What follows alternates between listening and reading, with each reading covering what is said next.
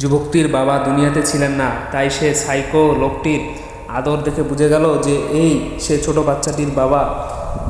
তার বাবাকে বলছে যে তুমি কার জিনিসপত্র এনেছো। সাইকোটি আ আ করে উত্তর দেয়।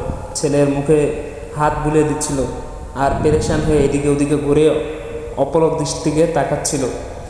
ছেলে বলল, এগুলো আমার জন্য এনেছো? বাবা বলল ছেলে বলল, আমার এগুলো লাগবে না, তুমি জিনিসপত্র তাদেরকে ফেরত দাও, আমার শুধু তোমাকে দরকার। ছেলে জিনিসপত্রগুলি যুবককে ফেরত দিল।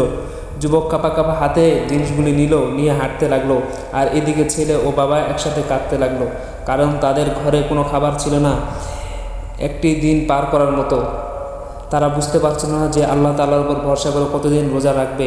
আর এদিকে গ্রামের লোকেরা পাগল দেখলেই মারে পিটায়। পাগল সাইকোটি যে কতদিন ধরে পেট ভরে খায়নি তা হয়তো তাদের খোঁজ নেওয়ারও প্রয়োজন হয়নি।